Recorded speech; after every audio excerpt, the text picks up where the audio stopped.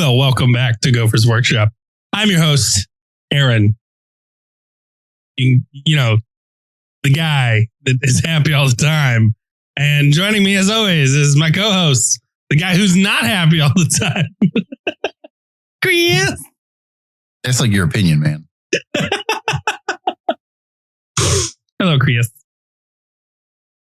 I'm surprised you introduce yourself as the guy who's happy all the time and not the guy who's confused all the time. I don't want to tell people that. Nobody wants to admit their faults. Okay, Chris. I'm not that guy. So speaking of faults, what are we talking about today? Why you make it sound like it's my fault? No, I didn't say it was our fault. I said it was somebody's fault. There's a whole reason we have to do an episode today. Yeah, okay, so we're going to do a couple of things. And I think we're actually going to start with not faults. It's faults. Data sheet. It's they got updated. Fault. Well, not a data sheet, but a data slate updating between points. And we actually had some giant reworks to factions. It turns out AdMech got like a big polish. And then there was also some other pretty big changes for a few factions. They were not as crazy as AdMech. AdMech feels like they got like a real revamp. All went up in points, but also he kind of actually became a Primarch. Like he now gives out like an oath style ability for the faction. Yeah, AdMech got a lot. I'm not going to go into like every little detail. Arguably, AdMech is a less popular faction at the moment. But again, they did get a bunch of buffs this time. There was a bunch of other factions that got point changes. There was a bunch of factions that actually got a few data sheet reworks. But I want to talk about a few of those. Sure. So we'll get to one that it's hilarious about. But the first one I want to talk about is orcs and their data sheet, their data sheet reworks. Yep. They didn't get as many as AdMech. However, they did get a pretty big update when it came to Ghazghkull. Ghazghkull used to be able to only lead Mega Nob. He now gets to lead regular Nobs and boys. This is pretty huge. Now, it doesn't change his data sheet per se, right?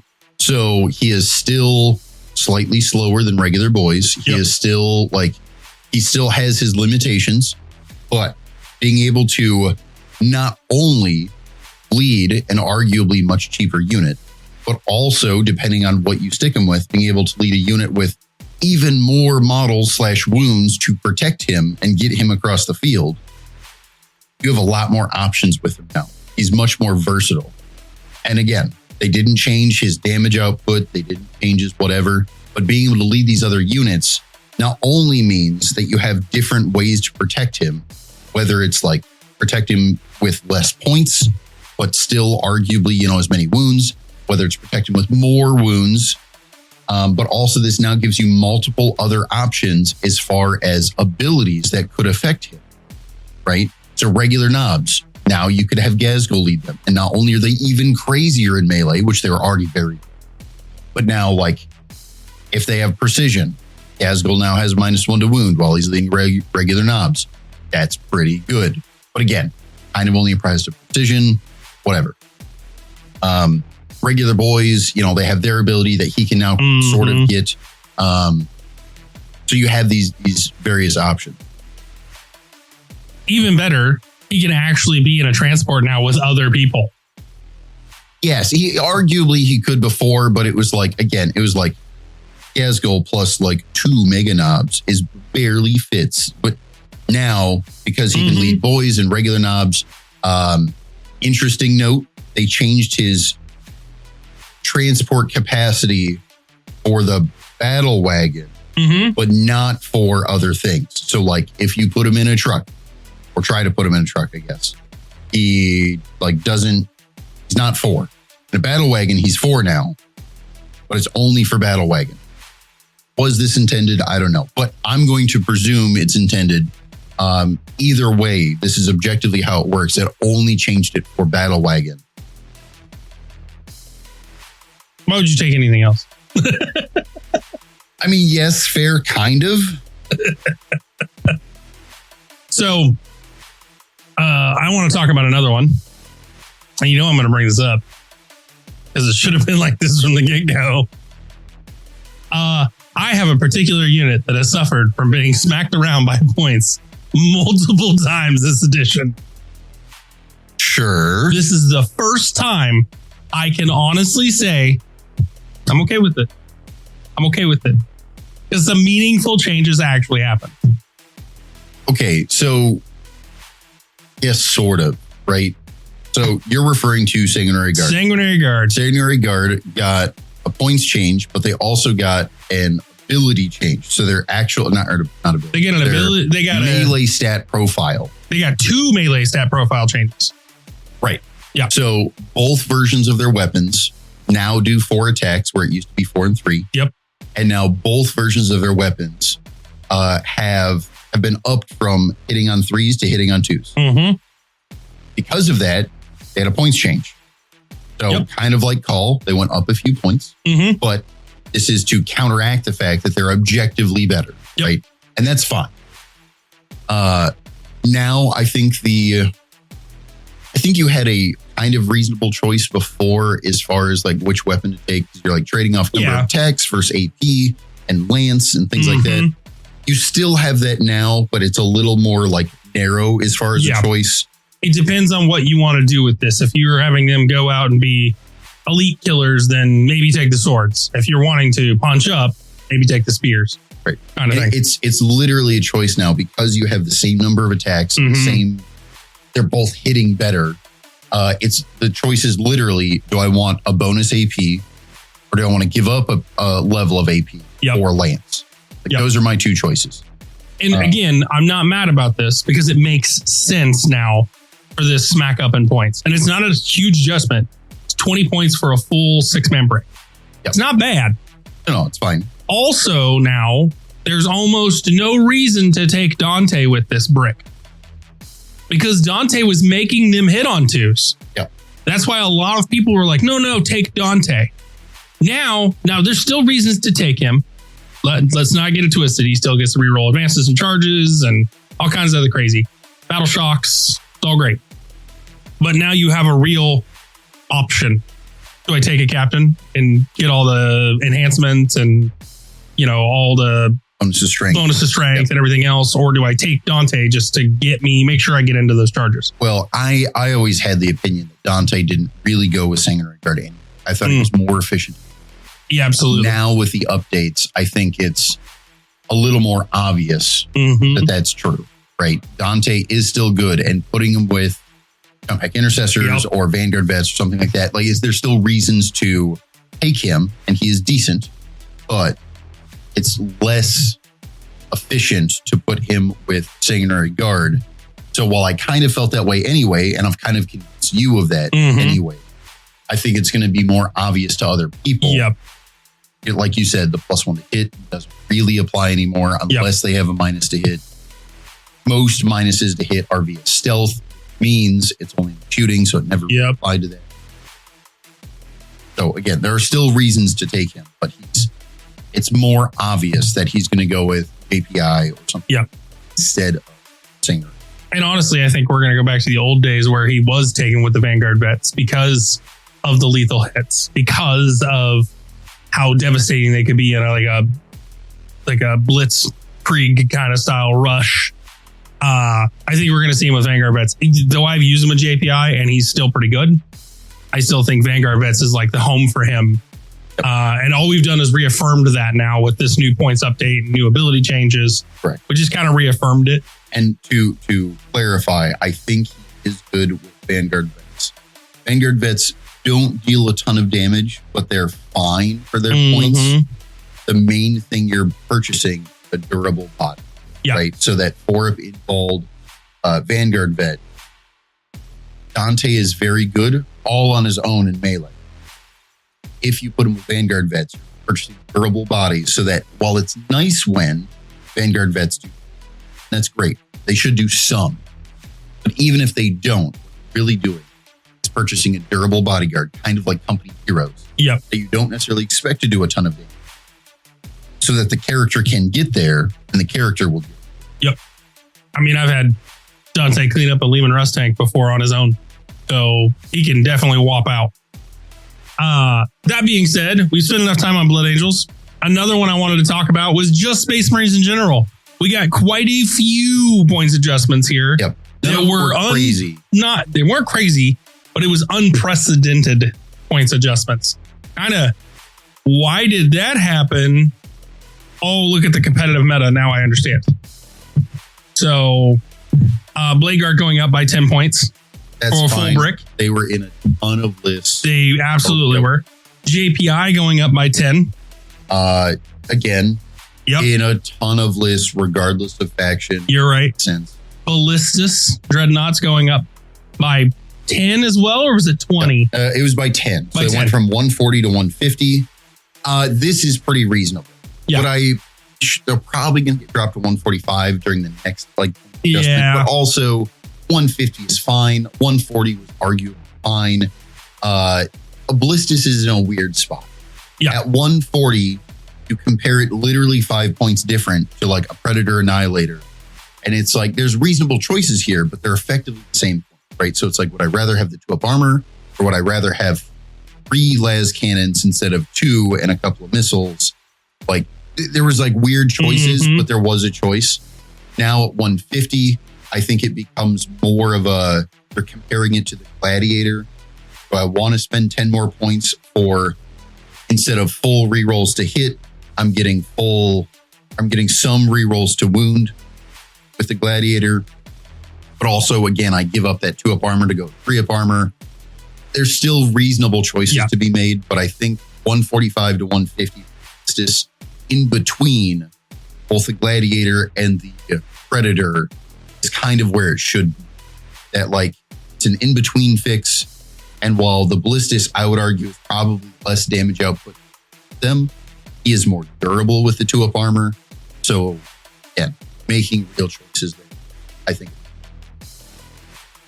There's been a few other changes, but again, I don't want to focus too heavy on them because the reason they were changed is because it's in a lot of lists.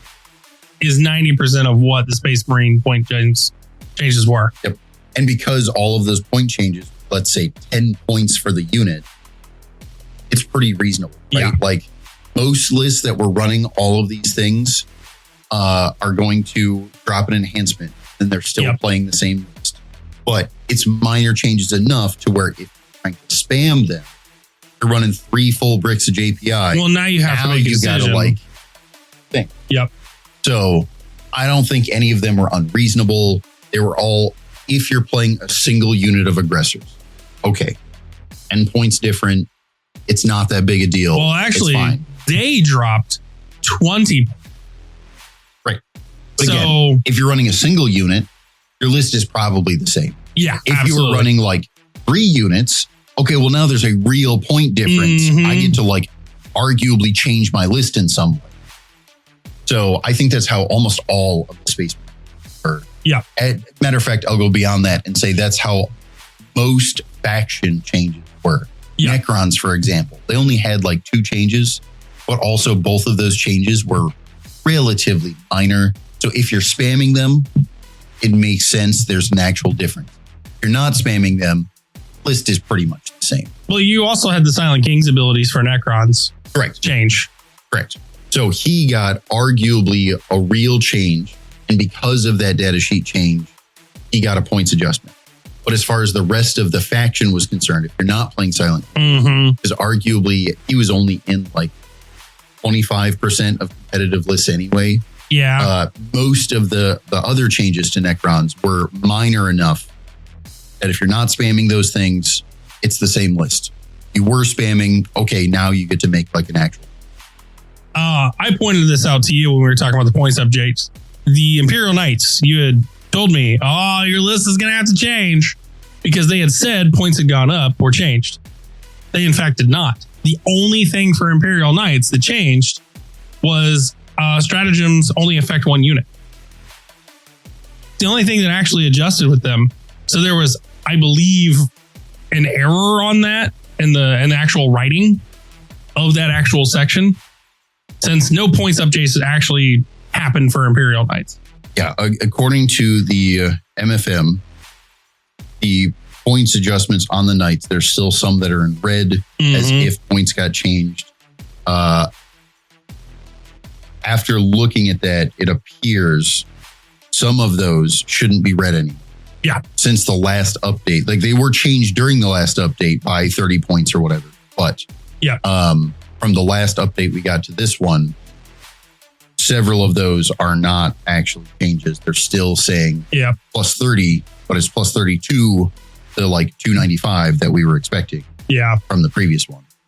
Aside from like, and it's specifically in the Valstrork Lance detachment, that the stratagems only affect one unit, and they also they may no longer reroll advances in the specific detachment. So again, nothing crazy here changed. It was more of a balancing deal. For Imperial Knights specifically, we're about to get the official release of the Codex. Yeah. There's a level of most of this is irrelevant anyway, which is why the fact that it's not necessarily like fully accurate is kind of whatever, because this is only relevant for, let's say, another week.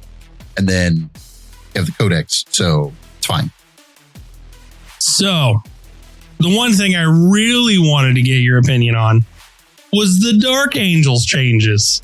As you started picking up Dark Angels recently, what's your thoughts on these? I love free things. Sounds great. So the Lion, to kind of bring him in line with Gilliman, because competitively anyway, Gilliman was considered the objectively better model. Yeah. Lion now gets to choose 2 of his 3 abilities every turn, which feels very relevant to him. And they didn't increase his point. So he got a buff, but the buff isn't like an actual datasheet change per se. His like 3 abilities are still the same, but now he gets to select 2 instead of 1. Yep. And that kind of means a lot for him. So in the past, at least when I was playing him, the answer was I always picked the aura of reroll 1s. And then when it felt relevant, there was like odd times I would choose the uppy downy ability, or I would choose the feel no pain against specific factions like Thousand Suns or Grey Knight. So it kind of, the other abilities still felt relevant, but they were like niche kind of relevancy. Now it feels a lot better because I can choose my reroll 1s, but also taking the feel no pain against mortal wounds only feels more relevant because I don't have to wait till, but I know you have mortal wounds, but are you spamming them? If you're not spamming them, why would I choose them? Like, you're never really going to choose that unless you're spamming mortal wounds. Now it feels better because it's like you have a unit of JPI and I think I'm going to get charged this turn.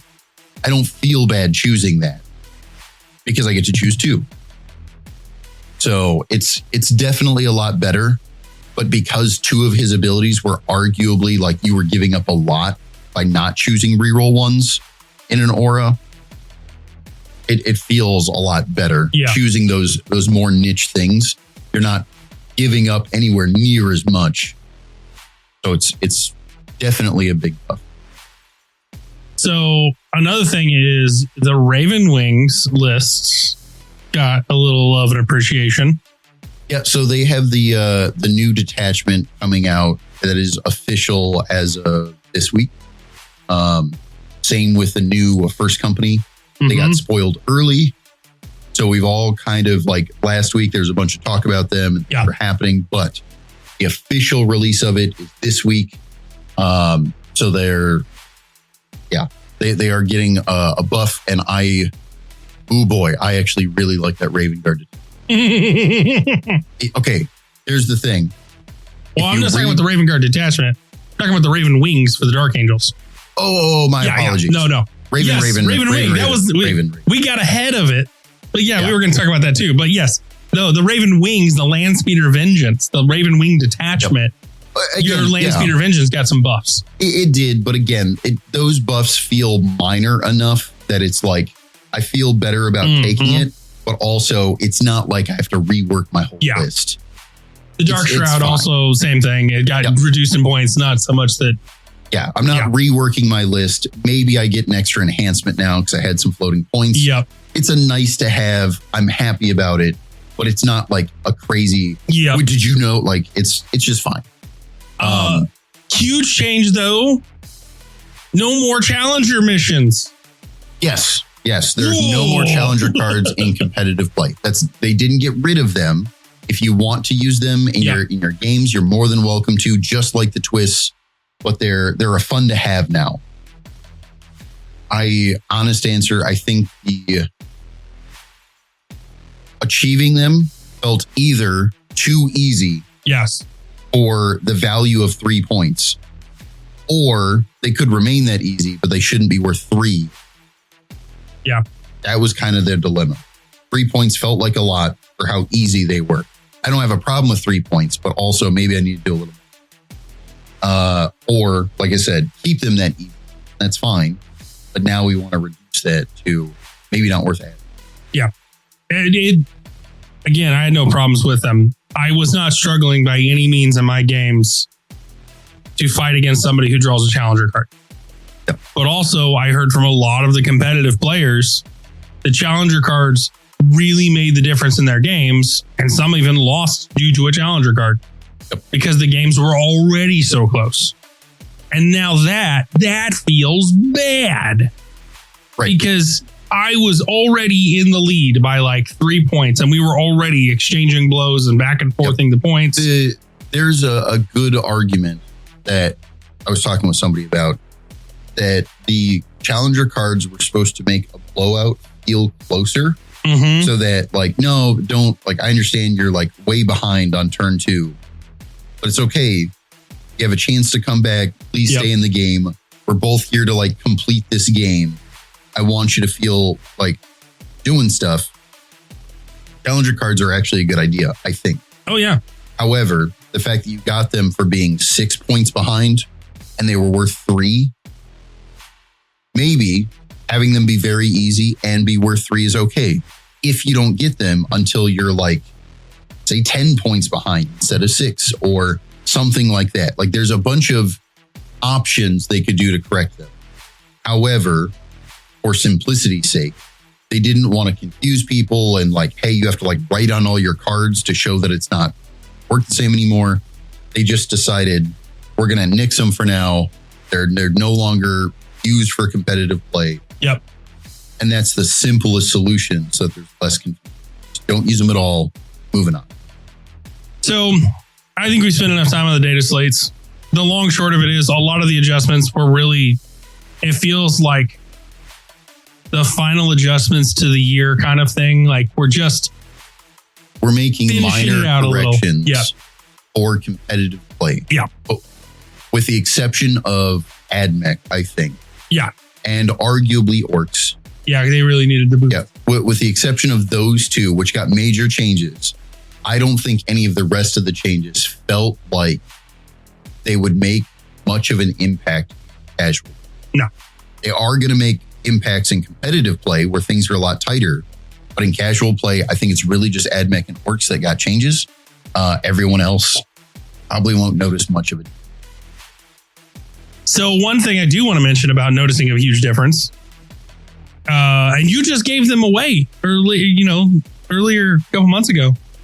Sorry, Drukari's back. I don't know. What do you mean? Drukari's back. They got a codex coming soon.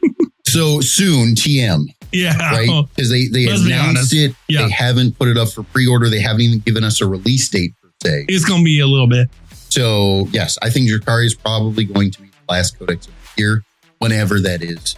Because last year they took like a break for Christmas to, here's your Battle Force boxes, but we're not doing codexes for a couple of months. Yeah, they announced several things.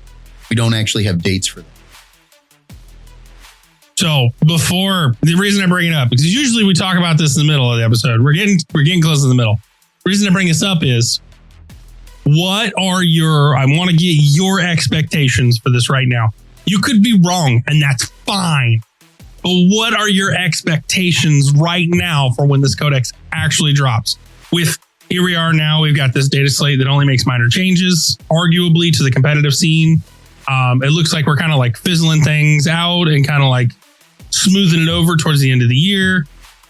So what do you anticipate for Drukhari in this new release, their codex release? So Drukhari, to include Eldar as a whole, are always used fairly glass cannon, right? They're a little less durable because they're a lot of free, but they have really good guns with they can spam bright lances, or in Drukhari's case, dark lances, which are effectively las cannon variants. They're very glass cannon. However, the main difference between regular Eldar and Drukhari kind of changes over the edition. Sometimes they're more durable because they get a bunch of modifiers as far as minuses to hit, minuses to wound, and it's not that they're not T3, but they have a bunch of durability. Other times they gain a bunch of tricks as far as more mobility, or with reactive moves and being able to deep strike, closer and things like that. So I don't know what's going to make them special. I have a guess that they're going to get a bunch of durability buffs again, because the Eldar are very mobile, and their new codex that they got this year made them even more mobile. So I don't think Drukhari is going to out-mobile. However, we've seen in the past, again, with modifiers to hit, stealth modifiers to wound with -1 to wound, while I'm within the character or whatever else. So I think we're going to see some durability buffs, not necessarily in their stat line, but in their abilities of Drukhari. They're going to still be glass cannony, but they're going to be definitely tougher than regular. Okay. All right, we're going to lock that in. That's going to be your prediction. And then when we talk about the Codex episode, we can figure out how right you actually were. Yeah, and again, we don't know. We don't know shit. I know some people have been upset with the spoilers so far because they're like, oh, we're only getting 2 models. That's it. All these other releases got whole, 6-7 kits. Keep in mind, this is the start of the spoilers because we haven't gotten a release date. We are expecting more spoilers at some point. I'm not saying you will get more models, but I would not be surprised if you still have another 2 to 4 kits coming that you haven't seen. Yeah. All right. Well, on that case, I think it's time for us to go to our mid-break. Woo woo!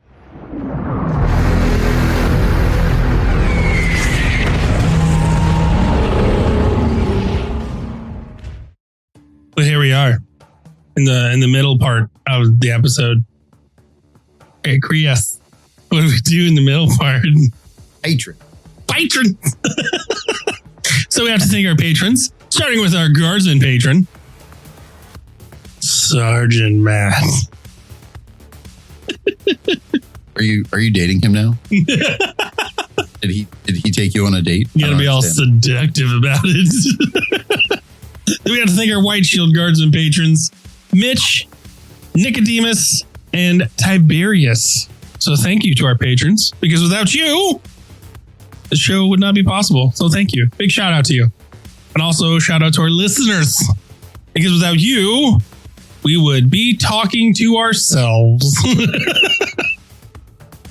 You think I do this to talk to you? You're right. I guess, in a nutshell, we need you. Please don't ever leave us. We love you so much. All right, enough of the sappy, Chris. What's the good? What's the good word on the street from Warhammer? So this week there's been, or over the last week, let's say, there's been a bunch of spoilers. However, most of those spoilers, while are exciting, don't have any real date. So, get excited for later, I guess. This week there's some Necromunda stuff. There's some new spearheads coming out. That's pretty neat. But there's not a ton, at least as far as 40K, that's air quotes real. Until it's real. Yep. We have a better idea of what's coming, but not an idea of like when. So hold your horses. Calm down. So I do want to talk about one specific thing. And it's only because I'm excited for it. A nerd excited about some. Sure, makes sense. So you remember my captain with jump pack? That I had to kid bash a hammer and a shield on, and I hate it because the hammer always falls off. Okay. They got a new one. Yep. It's got a hammer.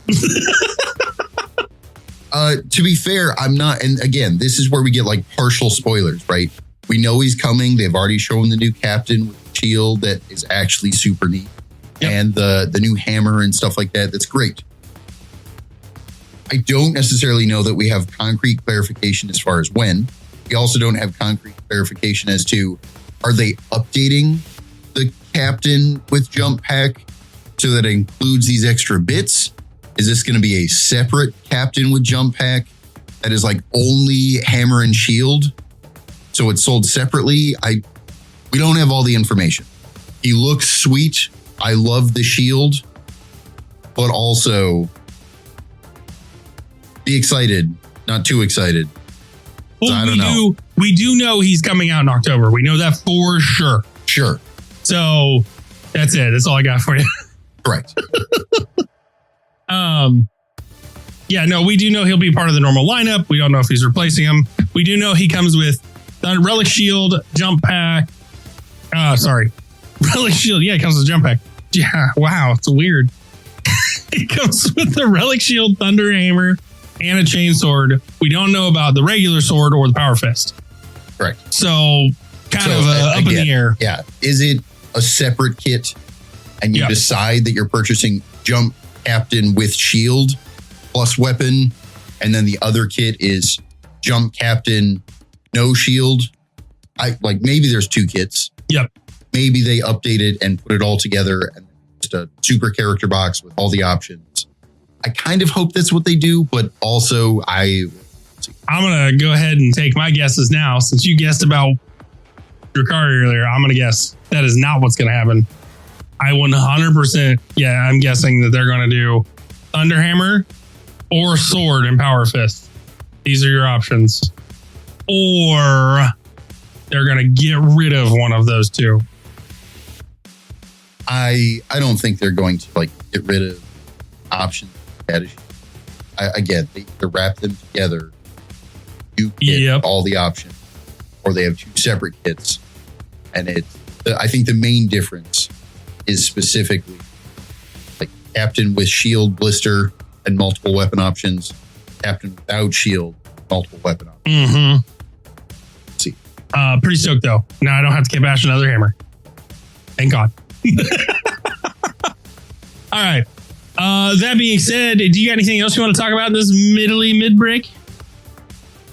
We still have tickets available for our GT, as well as our Spearhead event the night before the GT. Yeah. We have, I know we talked about it last episode, but we have a ton of prize support. At this point, I have so much prize support that I think you could actually flip a coin and heads or tails, whether or not you walk away with some amount of door prize or whatever. Mm-hmm. I've got a lot, but it's totally worth the price of the ticket. Mm-hmm. I know $60 seems like kind of a lot for a normal tournament. 2-day event becomes pretty reasonable. Again, the amount of prize support.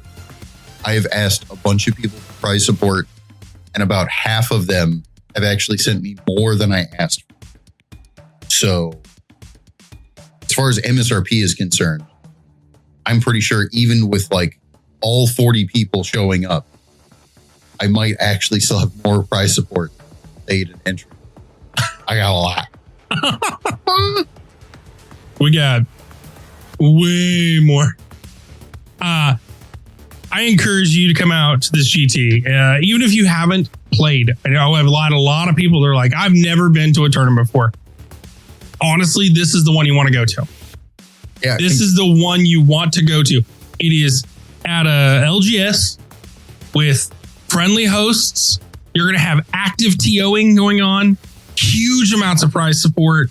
You're going to get the feeling of a big tournament without having to have the stress of a big tournament.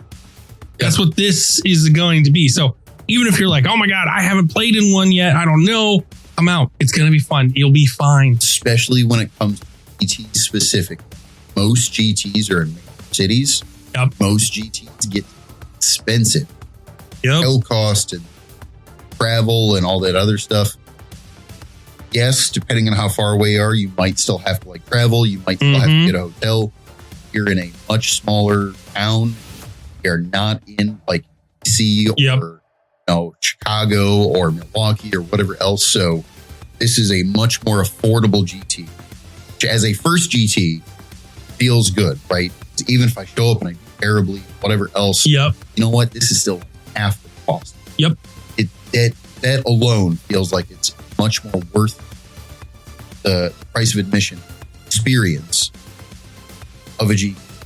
That's before, again, I have more prize support MSRP than Nova does right now. I'm not saying they haven't had more than me at some point, but as far as prize support this year, they probably have more than me, across all of their events. Sure, absolutely. Oh, yeah. But as far as their core GT, no, I'm dwarfing them. We got a lot. Not to mention, if you were thinking about going to Nova next year, we got a Nova ticket. Correct. We're on the road to Nova. So there's so many reasons why you should come out and just have some fun at this GT. The idea behind this is to have fun. It's a giant GT for you to have fun. And we are showing you that this is the place you can do it. We're open to new, old. It doesn't matter what player. Come out, hang out with us. Not to mention the hotels around here are super cheap. So, I mean, hotels are an additional cost. Right? You're right. I don't know that hotels are ever necessarily cheap, but comparatively, I know what we paid to go to DC. You're right. Holy cow. You could spend a month out here for what I paid for a week in DC. Not to mention, that's just the hotel. Don't even get me started on the Airbnbs. You pay a fraction of the hotel costs around here for an Airbnb. I had a buddy who spent $200 for 2 weeks at an Airbnb here. That's pretty reasonable. Pretty great. All right. Anyway, enough about it. Come out, check us out. Hang with us at the GT. Link is in the show notes below for your GT tickets. Player packets have been updated, I believe. Yep. They should all be on our website so you can see what missions are coming, layouts. We're getting close to time. So those of you that are going to participate, start shooting me some pictures with whatever kit bashes you've got that you're worried about so I can get all that approved ahead of time. Yep. Get your tickets now is the answer. We've got 3 weeks? 2 weeks. By the time this comes out, it'll be about 2 weeks. 2 weeks. Yeah, we got 2 weeks. Get your tickets now. Get it going. On that note, I want to talk about something else near and dear to my heart. Saving money.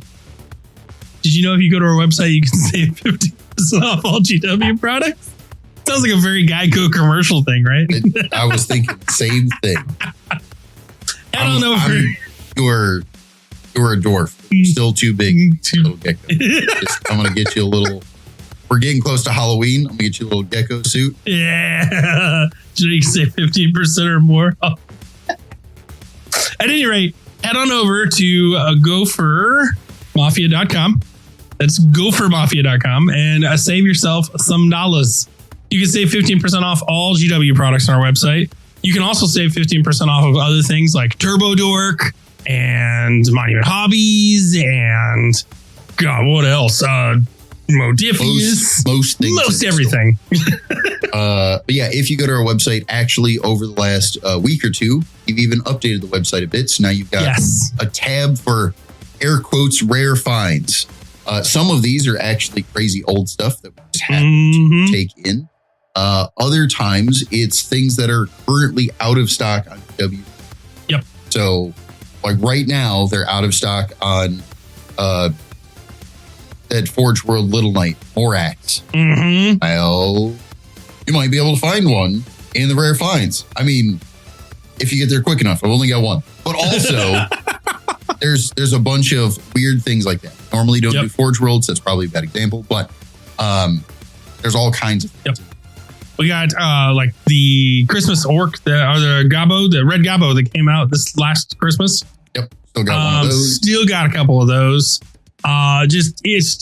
We have the rare finds tab, which gets you for all the rare stuff, all the games you play, all that. We had 3.5 D&D books in there, but we have the specific tab for GW rare finds, which gets you not only the weird stuff that's like out of print, doesn't exist anymore, but it also gets you specifically the out of stock GW items that we have. And absolutely share it with your friends. Let them know that we do the weird thing for you. I am perusing daily to update that. So every day we'll be constantly updating what's on our shelves on the website. So, and it's even if it's out of stock at GW, still do 50% off. We're not charging extra. Exactly. Helping you guys get what you almost like we like them. Weird, huh? At any rate, go check out the website. Link is in the show notes below as well. And on that note, I got nothing. What about you?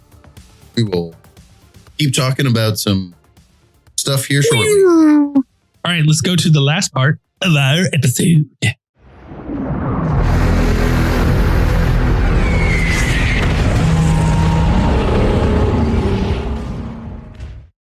Well, here we are. Last part of the episode. We got to talk about someone in particular, someone near and dear to Chris's heart. Not mine.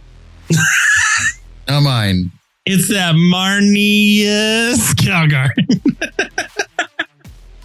So we'll start there. We kind of talked about the Drakari, and again, it's another spoiler that we don't have a release date on, don't have all the information on, do not know if this Calgar is going to replace the previous data sheet, if this is like we used to see with Space Wolves, having two separate data sheets depending on his pattern of armor. That's kind of what I hope is going to happen. I have no idea why they would get rid of, first off, take him out of Gravis because they like Primaris and put him back into Firstborn Terminator armor. That doesn't make a lot of sense. Also, to say that his model is relatively new, specifically the Gravis one, relatively new. I don't know why they would get rid of it. It's selling just fine, is very popular for a while. I think this is going to be two separate data sheets. And we've had a real track record, especially with Space Wolves. We had, Dajal was in Power Armor data sheet and also Terminator Armor data sheet. Logan Grimnar was in Terminator and then Storm Rider as two separate data sheets. So I think this is going to be in addition to, but we don't know that for sure. We'll see. We didn't talk about it, but I did want to talk about the Vitrix Honor Guard. Yep. They look to be Primarified. They are, but again, I don't know that it's actually Primaris. Now that they've kind of gotten into this edition, there's very little air quotes Primaris coming out. And there's just a bunch of, hey, we updated the Terminator crew scale. Yeah. They're not Primaris Terminator. They're just bigger. And I kind of think that's what's happening here with Picture Guard. They could Primarisify them and call them Primaris Guard. I'm not upset about that, but also effectively just becoming true scale where they are going to be bigger. They are going to look a little different than we've seen in the past as far as armor pattern, but they still have like the sweet eagle face mask to make sure that you know that they're Victory Guard. Honestly, their one shoulder plaid that they posted up with like the ultra underneath, like kind of like Under Armour pad, that's super sweet looking. The biggest of the big banners looks sweet. It's so big. Unnecessarily tall, but also that's an Ultramarines thing, right? Makes sense. Look at me. Speaking of an Ultramarines thing, I'll give you some solace. I think they're getting two different data sheets because most of Algar's artwork and things like that come out of GW are him in Terminator armor, historically saying, which is why I think he is getting the Terminator armor data sheet for sure, right? We are getting that model. But the fact that Algar was like in Gravis armor in the new Space Marine 2 game, I don't think they're getting rid of that data sheet. I think they're going to keep both around. So, well, that being said, do you feel like you've talked about enough of the rules and points updates and stuff? There was a lot that have come out in the last couple of weeks, especially because, for those of you that don't know, there was a big leak. They did not intend on putting as much information out as they did, as early as they did. Mm-hmm. But due to the leak, they just pushed it out early. So like right now, our apps aren't necessarily updated with points, even though we have the new points. But that's because they got some leaked. So they just said, well, here's your information then. But should get all that updated later this week after the like ended release thing. Right. Well, we have to talk about a little briefly on our last topic of today. So over the last couple of weeks, seen, whether it was at our tournament or it's our casual play, some conversations have been had that make me want to touch on dealing with new players. And this isn't strictly like, this is not shitting on new players. And this isn't going after not new players. But I've seen some people kind of like during the tournament, they got paired up with like a person. They got kind of panicky about time. Am I going to get, my turns in? There's slower. And even in casual play, getting like frustrated with a new player. Oh, he just cool. All been there. We've literally all been the new player at some point. First off, cut him some slack. Secondly, I encourage everyone, and I'm not just saying in our store, I'm saying everyone. You can tell the difference between a new player and like a player who just casually plays. Right? Like rules mistakes because they don't care is very obviously different. New guy who's like, I didn't know, or I misunderstood. You guys are so nervous about like getting things wrong. They almost always tell you that. But, oh no, I'm sorry, I'm new. I'm still learning. Or I didn't realize that was true. I'm so sorry. Like you can tell the new guys, you need to teach them. You need to help them. Don't want to berate them because again, we've all been there. When we were the new guy and people were giving us shit about slow play, like how do you not know your own stat line? Like we've all been there. It's okay. Help them. If they're a casual guy that doesn't care, you can tell. And then at that point, if you're like, hey, I know you know, why are you playing so slow? That makes more sense. If they're casual and they're like not being nitpicky about movement or whatever else, arguably you could match them, right? Like if they're going to, take an extra quarter inch here, maybe like short themselves here, that's fine. You could arguably match their level of casual. Both have a fun game. And there's nothing wrong with that. That sounds great. Also, they're a new guy and they like shortchange themselves because they're like they're nervous about movement. They're not really sure, what's what. Help them out. Let them take that extra like half inch of movement that they shortchange themselves. You want to help them. And here's the biggest secret. If in you helping them, they end up winning because of that, that win means way more to them than it does to you. Let them have the win. It's okay. On the other hand, they're a new guy, right? With all of your help is more than likely still going to win. They're still not going to have the best target priority. Still not going to have the best like knowing when to use their stratagems and stuff like that. You can help them, and that is not you giving the win away. It's fine. Help them anyway. Because if you help them, they're going to remember that. And not only win or lose, are they going to say like, no, but that guy was helpful. Great. But also they're going to enjoy the game. They're more likely to come back. They're more likely to spend time at home learning their stat lines because they're excited about the game. You know how like good our community was, that like they help me out when I go, yep, and I really want to play 40K more. That's going to help you and them. Well, and that's what happens a lot around here. I want to preference really good what happens here is not what we are talking about out there. What happens here most of the time is our guys, especially our team guys, will be the people that will absolutely help the new guys all the time. Yeah. It's great. You know, we have a new player in the store right now who's struggling to learn his army, and he has played with 4 of our team guys, and he's getting better. He's learning his rules. What we're talking about is this also stems from the fact that I recently learned about a situation that happened during LVO, I think it was, years ago. Yes. So recently there's been some videos on YouTube from some other content creators that are kind of reviewing why the current view on 40K competitively is the way it is. And there was some more casual than competitive, but it's kind of seemingly gone to. It's not even casual versus competitive. It's more about how strict are we? And way back in the day, relatively, there was a whole thing about some competitive play. This is back when like 40K was thinking about turning itself into an esport. Yep. There was cash prizes. That doesn't happen anymore because of this. But basically, there was some players that were being very strict about the rules. And because of that, they were winning off gotcha.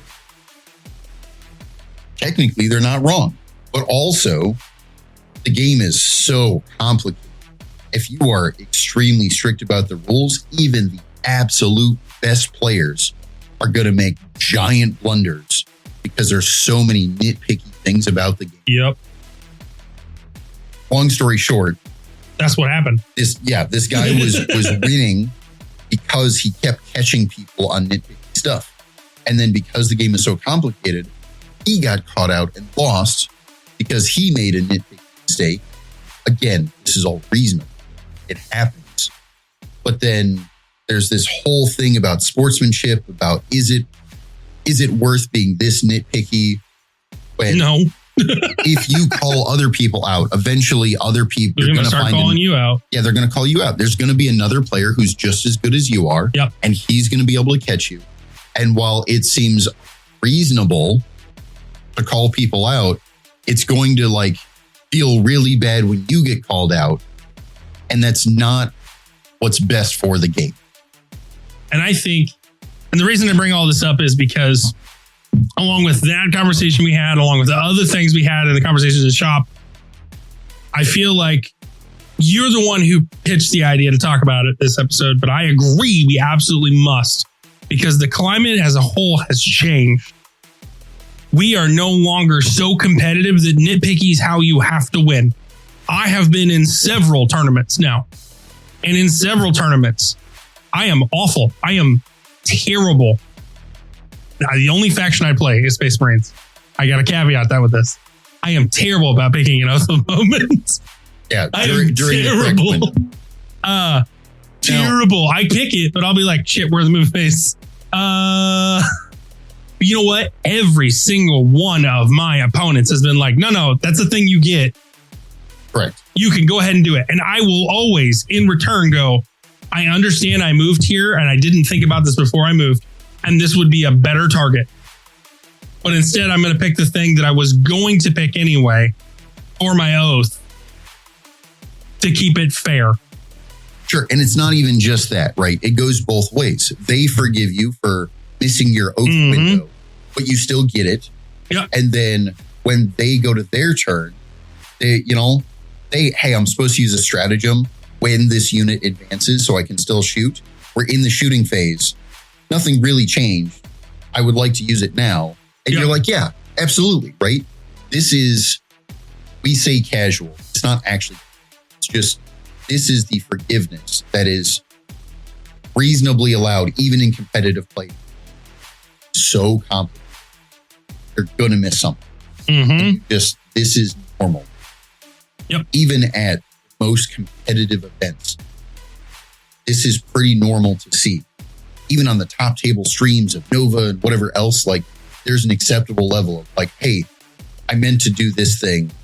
Mind if I take that back? Or if I meant to, I meant to do this thing to declare this, during the movement phase. We're now in the shooting phase. I haven't done anything with them. I haven't rolled any dice. Nothing really changed. But okay. And everyone lets it. Yep. That is honestly, to me, what makes this different than other games I've played.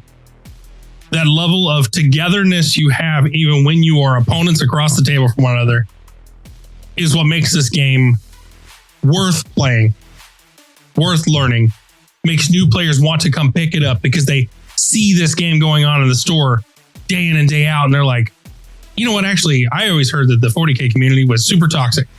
I'm not seeing it. Because that's not true. It's not true. There was a time, again, when you had cash prizes on the line. Yep. When the whole game was thinking it was going to turn into this esport. That's not unreasonable to say. That was kind of true. That's not how it is right now. That's not how it's looking going forward in a way. Nope. That's what's best for the help your new players out. Help them to learn their rules. Be gracious in forgiving them for forgetting their rules. And be gracious for forgiving old players for also forgetting their rules. Because this game's super rule heavy. You're gonna forget things. But in that same vein, be cautious and look out for those people that are trying to get the gotchas. And you'll know them when you see them. Right. And this is kind of the best takeaway here, right? The people that care too much about the win, whether it's because they cheat or whether it's because they call you out about nitpicky stuff, those are the same players that are going to also themselves get called out on nitpicky stuff, that are going to get called out for cheating. And they are actually less likely to win than the people who are more forgiving, right? Because the people are, you know what? I admit I messed that up. Mind if I take that back? Your opponent says no because they're trying to be nitpicky and they're trying to get you whatever. That's fine. But what's going to happen is when they then make a mistake, it's totally reasonable for you to call them out. And now we're on an even playing field, but arguably no one's really happy, right? Because we both made mistakes and we both feel punished for it. Mm-hmm. The players that are more forgiving and that are like, hey, I know you're supposed to declare oath and it's the movement phase, go ahead and declare your oath. Or we're at the start of the shooting phase. Go ahead and declare your oath. I've done that sometimes. Yeah, Crap. You're right. It's technically not right. You're but right. Also, in being forgiving about it, you don't feel punished. But when I make a mistake later, you're forgiving about it. And now I don't feel punished either. And we both have a better game as far as it's better. Mm-hmm. But the answer is because we're on the same level as far as strict/forgiving. The game is still fair. Yep. The only time it's not fair is when one guy is kind of a shithead. He starts calling things out. And then the other guy still lets them get away with stuff, right? That's the only real issue. Yep. I will say, to wrap us up nicely, I have noticed that me personally as a player will hold myself to a much higher standard than other people will hold me to, because I still have that fear of I don't want to get it wrong and be labeled the shithead. But on that same note, what I've started to realize through playing other people and noticing, you forgot your oath, dude. Crap. I've noticed this, that I started to hold myself to this less strict standard of I'm still strict about me knowing my own rules and things, but it's more of I'm not going to punish myself after this match as hard because I forgot oath thing. Well, I'm also trying to move a bajillion D models and also trying to figure out where this ability is going to go to. And also, I'm not going to punish myself, especially with my faction. Let's be honest, the reason I forget oath so much for Blood Angels is I don't know if I care about it. So, and while that's fair, you do want to hold yourself to a higher standard, right? Absolutely. That is actually a good thing. You don't want to be like, well, I don't need to remember that. Why do I need to like work on remembering oath? It's irrelevant. That's not where you want to be. You want to hold yourself to a higher standard. Yeah. You want to constantly try to get better because you want to make less mistakes. Less mistakes you make, whether they're forgiven or not, the more likely it is you're going to win. I guess a better example. You want to do better. You want to hold yourself to a higher standard. I guess a better example is this recent match I had with our new player with Necrons. Mm-hmm. I forgot to move Mephiston. And instead of saying, hey, can I go back and move him? I just said, it's already done. I've already shot. It's the charge phase. I screwed up. That is the thing I'm talking about with holding myself to a much higher standard. And that is extremely good. I mean, it's good. No, it's good that you punish yourself because now it's not on your opponent. You're not in the middle of a tournament, right? So the win doesn't matter, arguably. But in punishing yourself, you're more likely to learn from your mistake. You're more likely to remember, I forgot it last time. That really hurt. Yeah. And you're going to see your mistakes. You're going to recognize you can do better. You're going to remember more often. If in the middle of a tournament, in the rush, we're timed, or whatever else, it's reasonable to be forgiving there because we both understand the feeling of the rush. In a casual game, it is better for the competitive player to punish themselves because in punishing themselves, that's going to help them remember. I'm not saying you want to rely on the forgiveness that is standard, but you want to be accepting of that forgiveness, both giving it out and receiving. The reason I bring all this up is, and why I said I need to be more forgiving of myself in those moments, is because it also created an issue that now I set the standard for this game of I make mistakes as the newer player. I can't be forgiven for these. So I had to, during that match, I had to go back and like reiterate, no, it's fine. I know you're going to make mistakes. Go ahead and take it back. Or go ahead and do the thing. Or, crap, we've already passed that point, so we can't do that now. But I'll remember that for moving forward, that you have a -1 or, whatever the case may be. I tried to be more forgiving during that because I noticed that I made my mistake. I said, Bob, we're already too far gone. That's arguably we're in the charge phase. I could still move and then do the thing because I didn't kill anything over there. Like it wouldn't have affected the game at all. But also I felt as a player who's been playing this for a while, you should have known better. Right. You don't get the thing. Especially when dealing with new players. Yep. If you're the non-new player, harder on yourself and forgiving to them. Again, what's the worst that's going to happen? Maybe these mistakes add up and maybe you end up throwing the game in there. But even then, it doesn't matter, right? First off, it doesn't matter because you're teaching a new guy. Yeah. Him learning, him getting into the game is more important. And also, even if you throw the game in their favor, again, worst case scenario, they win. Yeah. And the win means way more to them than you. Yeah. No, Like my thing is like I said, be more forgiving of myself in those moments. And it doesn't mean let myself do the thing. It's just more of a take it a little bit easier. Like you don't have to hate yourself because you made that mistake. You can just say, well, you don't get the nice thing now because you made a mistake. But also, let's go have fun. But because I said it the way I said it out loud towards myself, it set a standard for the rest of the game for the newer guy. Oh, I can't make mistakes now because he's not going to forgive me. And I had to backtrack during that match to go, no, I will forgive you. This is what I'm saying of we as longevity, competitive players, the people who've been in it longer, be careful on what you say and how hard you take it. Because you're going to set a standard at the table and your opponent, the newer player, is going to kind of... A lot of this goes back to things that I've said before with the... if we were talking about other games or whatever else, the win is all that matters. Yeah. Right? In miniature games, we are not playing a 30-minute game. We're playing a 3+ hour game, right? So you can't just say like, oh, well, I made a mistake. That cost me the game. Well, let's just shuffle up and do it. Yeah. It doesn't, it's not as easy. So we need to try to break the mentality, especially at non-tournament, regular casual games. The win is less important.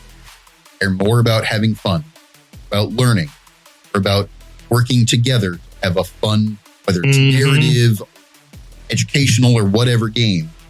The win isn't the end all be all. Yeah. You're going to a big GT, bucket of money on, hotels, event tickets, and whatever else.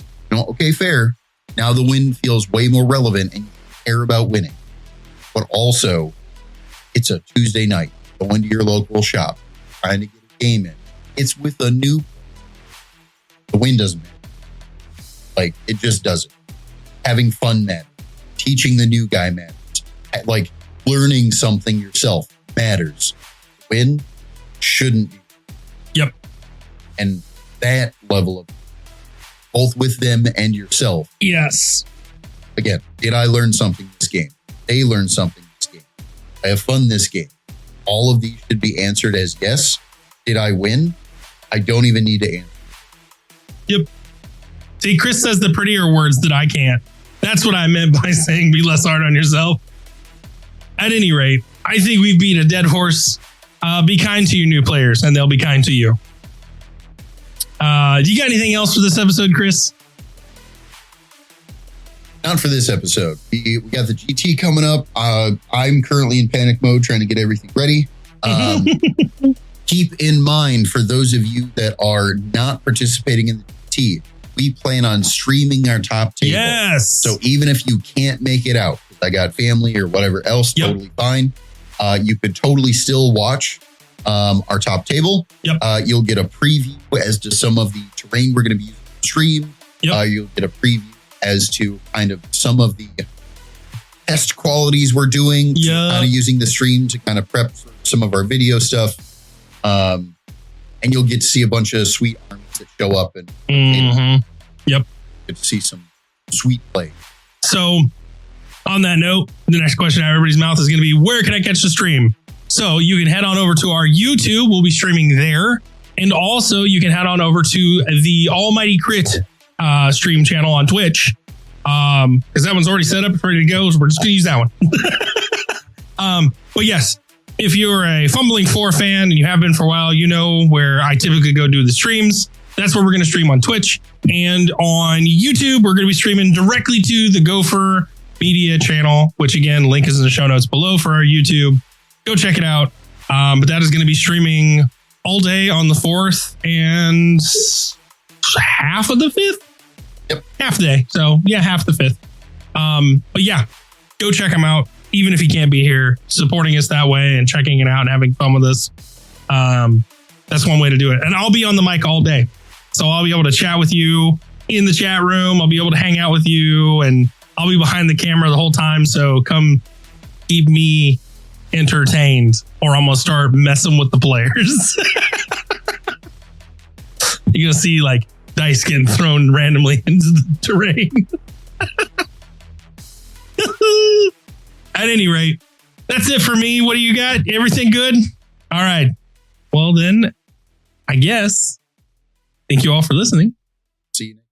Woo-woo! Hey, everybody. It's Aaron. I want to thank you again for tuning in for this episode of Gopher's Workshop with us, hanging out and listening. Remember, leave a 5-star review. Let us know what you think. And if you feel like supporting us, you can always go to Patreon in the show notes below. Thanks. Till next time.